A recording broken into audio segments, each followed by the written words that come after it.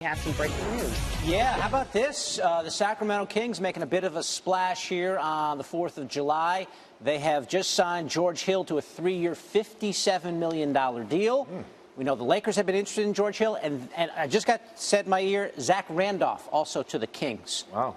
What do we make, just first blush, George Hill and Zach Randolph going to Sacramento? Well, the Kings have been devoid of NBA talent. They trade away DeMarcus Cousins. They've got $50 million in cap room roughly to spend.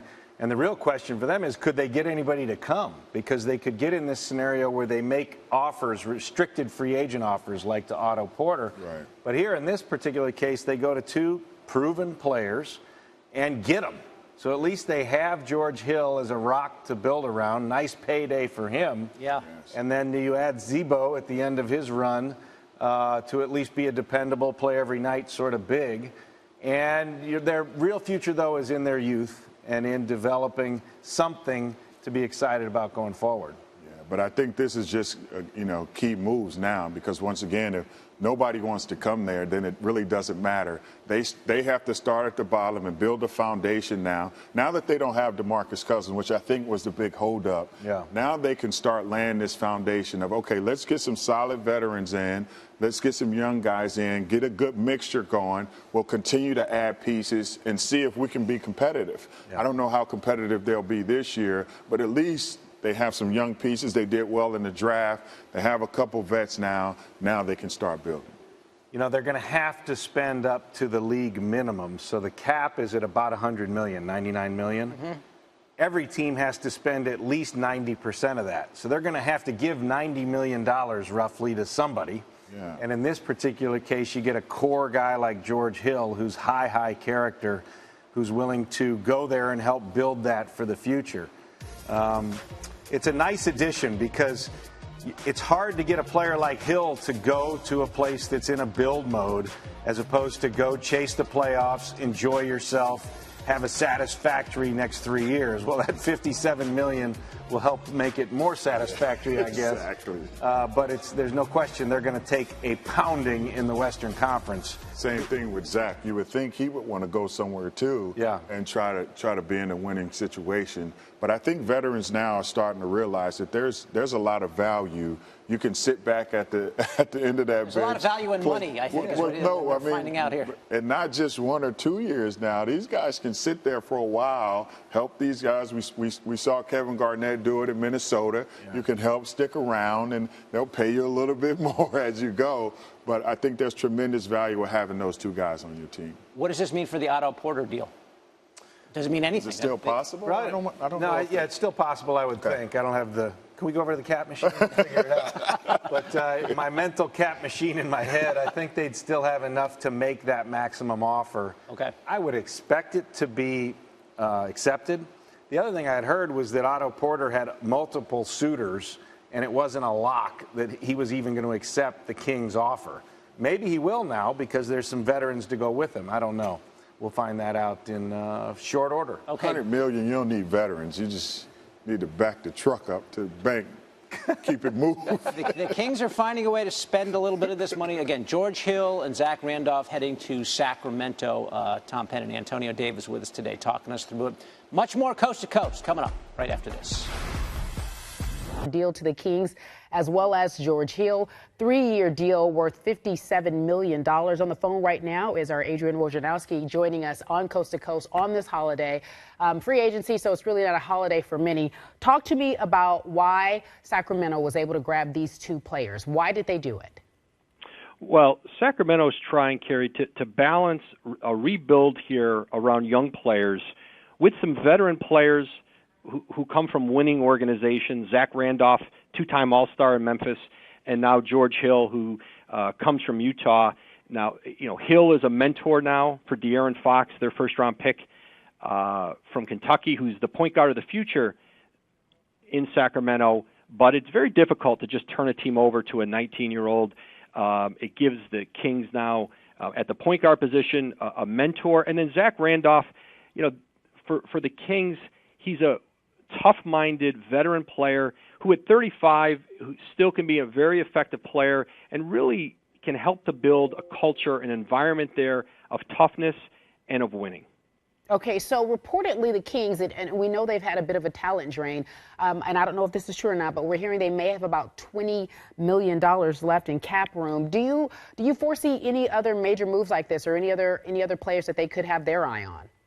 Well, listen, I think as they try to keep some financial flexibility going forward, if there's a young player that's available that they think they can be opportunistic with, I think that's a more likely scenario for their cap space.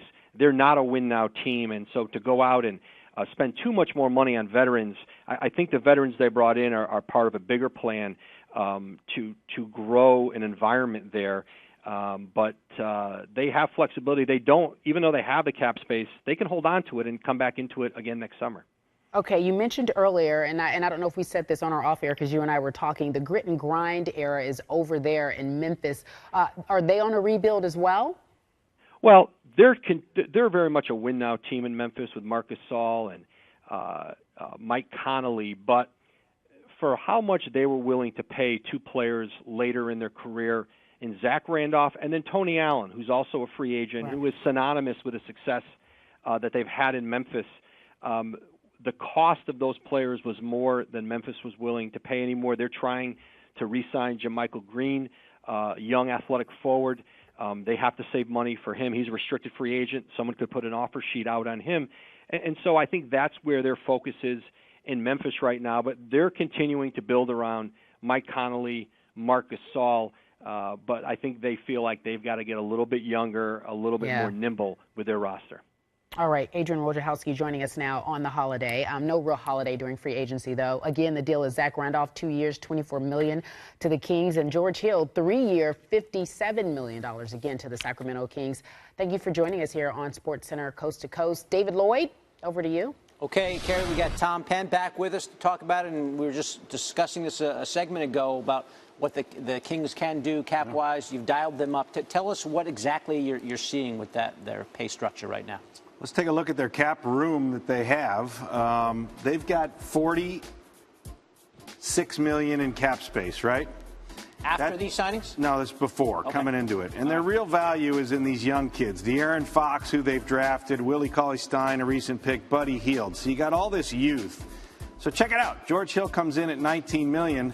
Shout out to Justin Page and Stats and Analytics. That's what we had him at. We had him at $19 million. Okay. Then they go shopping for Zach Randolph as another power player. And look, he's going to tick down to, let's say, $12 million. We don't know exactly what his first-year number is. It might be less. Okay. But I'll bring that in. And you're seeing that they also had signed Bogdanovich. So between those three, that only leaves them now $15 million left, let's say 15.7. So that question we had earlier about Otto Porter and that $24.5 million, 24.8 offer, not going to happen because they don't have the room for it. It goes red, it's bad. Well, they could pay a luxury tax, could they not? No, this isn't a tax issue. This is now a cap issue. In order for them to bring that 24.8 in, they got to have at least 24.8 up there in green. Okay. Okay, and they don't have it because of all these players that are under contract, Kufos and Temple, and you just go down the list. They now have a number. They have over 12 players on the roster, so they sit on the cap. It doesn't work, and now Otto Porter is going to have to find somebody else to give him that money. So when they make that offer sheet to him, it wasn't ever accepted. It wasn't accepted, so they're not on the hook for that. That's right. Okay. Had Otto Porter said yes to that offer sheet and signed it, then the $24 million would have sat on their books like this, and then they wouldn't have had room for, say, Zach Randolph to come in. Okay. But as it turns out, they didn't want to wait for that answer, or they weren't confident they would get him, so they'll bring Zach back in, and Otto Porter, that never happened, right? So they'll just get Otto Porter back out, and that's what the Kings look like right now. But again, focus on what's below the line. Instead of these 5 players, the real value and the real interest is in how these young guys move up the ladder and show they can play. Do they have to spend more money if they're $15.7 million under the cap? Do they have to? Yep. Eventually, they're going to have to get to $90 million, which are 89, whatever it is, the minimum. They don't have to spend the full 15.7, but they do have to spend up to the league minimum 90% of the cap. Okay. There you go. Sacramento Kings making a bit of a splash here on the 4th of July, getting both George Hill and Zach Randolph, 2 established veterans, to go with some of the young players there in Sacramento. Tom Penn, working hard on the holiday. We're working. I think you're clear for the rest of this hour at least. Let's hope not. Somebody do something. Maybe something. We're still waiting on Gordon Hayward. We'll see how that plays out. Coming up, our top face of the earth speech in 1939 on the 4th of July. Unbelievable stuff. So our top 5 today, Carrie, is our top 5 sports moments that happened on the 4th throughout sports history. You take it away, my friend. Okay, I'll go first, and here we go. I'm just going to go back 1 year. Kevin Durant signing, announcing. Big day. I wasn't working that 4th of July, but what a moment this was in the NBA. So I must have had a better schedule or I don't know, something last year. Someone liked you more. Someone liked me much more. But anyway, Durant signing last year, big one. Number 4, McEnroe finally beating Borg at Wimbledon in 1981. Bjorn Borg had won 5 straight there. Johnny Mac dethroned him. Borg perhaps saw the future and would retire shortly thereafter in that year. Number 3, Mets Braves, 19 innings in 1985. I guess the game started on the 4th and went all the way into the wee hours of July 5th. It took, I don't know how many hours. It ended at 3:55, and they had this fireworks display planned, and they went ahead. So they're shooting off fireworks at 4 a.m. Wow. Dave Righetti's no-hitter. I watched this, Carrie, in a bar on Nantucket, and I got so caught up in the no-no that I missed my ferry back to the mainland. No, so how'd you get home? And, well, the beer was cold. I managed to. I was okay there for a little while. Oh, okay. And then number 1 for me, it's got to be Lou Gehrig. Sick from the disease that would later take his name. The Iron Horse would be dead less than 2 years later. Just one of those poignant moments in sports history. 78 years ago today. Yeah. Wow. Well done, my friend. I like your list. I think that ours are comparable today on what do you got? This 4th of July holiday. I'm going to go in at number 5 with you. Nolan Ryan for me. Talk about it. Becomes the 4th pitcher to record 3,000 strikeouts. July 4th, 1980. Were you in a bar when this was happening? Did you watch this? I don't think I was able to be in a bar in 1980, but no, I didn't see this. I don't remember this, but it's a good one. It's a really good one. All right, well, then number 4 for me, you might like this one. Joe Louis makes his pro debut on July 4th, 1934. Listen to this. Joseph Louis Barrow, a.k.a. Joe Louis, a.k.a. the Brown Bomber, fought in a casino called the Bacon Casino on the south side of Chicago. I don't think that's around, but the Bacon Casino, listen to that. Anything with bacon sounds good to me. Works. Even though I don't eat bacon anymore. Here we go, number 3. I moved this up. Kevin Durant, I feel like, I don't know if you put this in its proper place because what he did, as we see now, has really changed free agency. A super team has been invented because of this young lad and where he decided to go. Do you remember where you were July 4th last year? You were off, right? I think I was off. You were off. Yeah. Okay. And then I made this number 2, easy number 1, but I made it number 2. It was obviously before our time, but a very important moment in sports history that we should document that happened to happen on July 4th.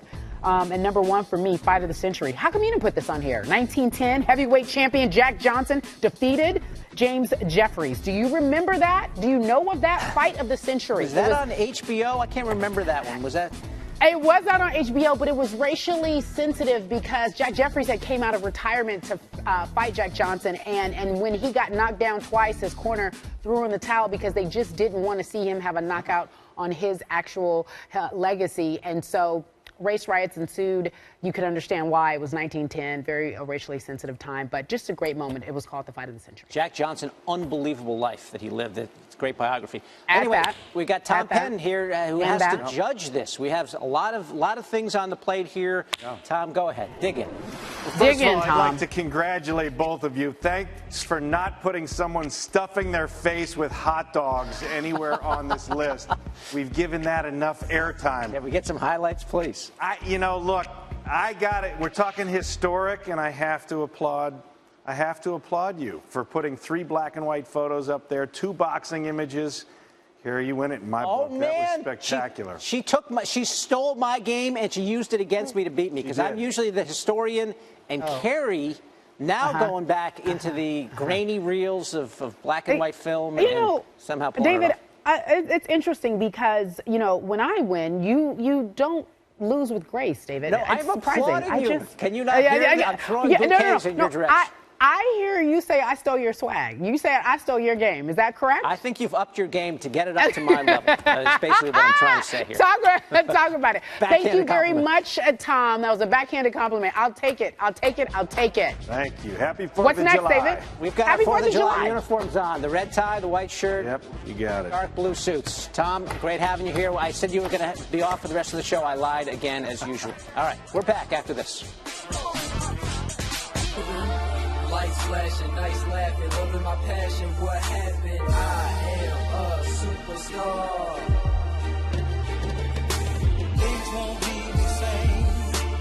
Everybody knows your name when you are a superstar. All right, so welcome back to Coast, David. It's Hayward Watch. You're there with someone who has some information, our trusty front office NBA insider. That would be Tom Penn. Where shall he go is the big question. We're still awaiting that news.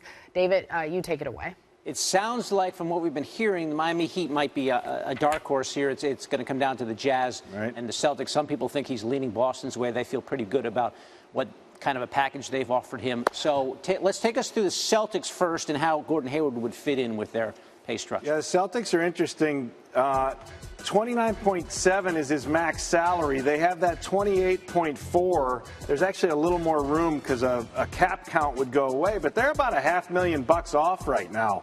Let's assume Danny Ainge can figure that out. This is pretty interesting because now here's your starting five: point guard, two guard, small forward, power forward, center, and then don't forget what's all down here. You know, Tatum and Brown, the youth. The troops are coming. There's a lot of help here. So I think that's very appealing for Gordon Hayward. Might be his choice, although he's going to take $44 million less to come here. Okay, so let's go now to Utah, where he's going to make a boatload more money if he decided to stay in Salt Lake City. Maybe the team would not be as strong. He really wanted Ricky Rubio. They went out and signed him. Yeah. So they did that in small part or large part because of Gordon Hayward. How do you see this working out? So same starting salary, $29.7 million. Notice they don't have the cap room, and we were talking about this, but they can use the Larry Bird exception to keep their own players, so they don't need the room. He fits in there, right? Now you got him paired with Gobert, with Ricky Rubio, the replacement player, with Derek Favors, and they brought back Joe Ingles, too. So this is a group he's familiar with. It's home for him, and it's $45 million, $44 million more. I think he stays. Strictly for the cash considerations? I mean, he obviously is comfortable there, but... it's interesting because we say $44 million more. If you're going from $4 million to $48 million, that's a lot. Yeah. But if you're going from $130 million to $174 million, I'll make it up somewhere else. There's sort of some logic to that. Yep. So I don't know if it's just about money or fit. You never know what goes into these free agent decisions. It's where am I going to raise my family? Where's my wife happy? And where am I going to achieve my glory? He'd be a guaranteed all-star in the East because there's none left in the West. The team he would be signing with if he went to Boston would have a better shot, certainly, of making the finals than this Jazz team. Correct? I agree. They have to slog through everybody with the Jazz, and I think with the East, it's just Cleveland or bust. And you get the right kind of injury and the right kind of luck, and you're in the finals. Okay, so Gordon Hayward, what we've been told is he's going to make some sort of a decision today. That's reported. We don't have anything definitive on that. And who knows which way he's going to go. He's living in San Diego right now, so he's on West Coast time, so maybe a little bit later in the afternoon. You think he's up? Yeah, he's up. He better be up. It's kind of a big day for him, Tom, right? It's a big day. He's up. You don't need an alarm clock today, Carrie, when you're going to sign a whole boatload full of money. I may or may not be going to a barbecue that he's at later on, so I might have that news for you. I'm not for sure. All I know is I'm heading somewhere. The show is over. David, enjoy your family on the holiday. Tom, you too. I will. Happy 4th. You're finally done, Tom. There's no more show. I know. Go home. He's got to go. All right, thank you. Bye, you guys.